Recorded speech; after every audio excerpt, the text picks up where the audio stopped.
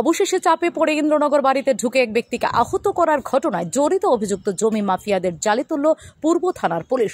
ধৃত অভিযুক্তরা হল তপন ঘোষ এবং রজত ঘোষ। ধৃত অভিযুক্তদের মঙ্গলবার পুলিশ রিমান্ডের আবেদন জানিয়ে আদালতে সোপর্দ করে পূর্ব থানার পুলিশ। সম্প্রতি ইন্দ্রনগর শ্মশান সংলগ্ন এলাকার একদল জমি মাফিয়ার হাতে নিজ বাড়িতেই আক্রান্ত হন প্রণব ভৌমিক নামে এক ব্যক্তি।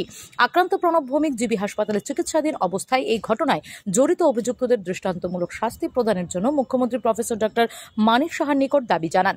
এই সংবাদ পেয়ে মুখ্যমন্ত্রী সংশ্লিষ্ট বিষয়ে ব্যবস্থা গ্রহণের জন্য পুলিশ প্রশাসনকে নির্দেশ দেন। মুখ্যমন্ত্রীর এই নির্দেশ পেয়েই সংশ্লিষ্ট বিষয়ে নড়ে চড়ে বসে পূর্ব থানার পুলিশ সোমবার রাতে ইন্দ্রনগর এলাকার নিজ বাড়ি থেকে এই হামলায় ঘটনার যুক্ত থাকার অভিযোগে দুই যুবককে গ্রেফতার করে। ধৃতরা হল যথাক্রমে তপন ঘোষ এবং রজত ঘোষ। মঙ্গলবার পূর্ব থানার ওসি রানা চ্যাটার্জি এই গ্রেফতারের সংবাদ জানান।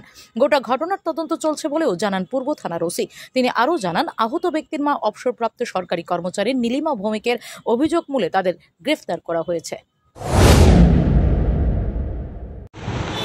Retired government employee Nilima Debnath, Shrimati Nilima Debnath, উনি আমাদের কাছে একটা এফআইআর করেছেন গত 7 তারিখ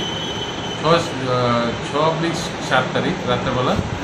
আপনার ওনার ছেলে প্রণব ভৌমিক, ওকে কিছু দুষ্কৃতিকারী ওর বাড়ির সামনেই আক্রমণ করে ওকে আহত করেছে, সিরিয়াসলি ইনজুর্ড করেছে। পরবর্তী সময়ে সে হাসপাতালে ভর্তি ছিল এবং তাদের বিরুদ্ধে উনি অভিযোগ জানিয়ে এফআইআর করেছেন। সেই এফআইআরের পরিপ্রেক্ষিতে আমরা তাদের যে দুষ্কৃতিকারী দুজন আছে তাদেরকে আমরা গ্রেফতার করেছি এবং তদন্ত আমরা চলছে। আরও কারা জড়িত আছে তাদের নাম বের করার চেষ্টা। মারধরের কারণটা কি জানা গেছে? উনি অভিযোগ করেছেন যে ওনার কোনো জায়গা সংক্রান্ত বিষয় নিয়ে ওনার উপর কোনো চাপ ছিল, সেই বিষয় নিয়েই উনি অভিযোগ করেছেন।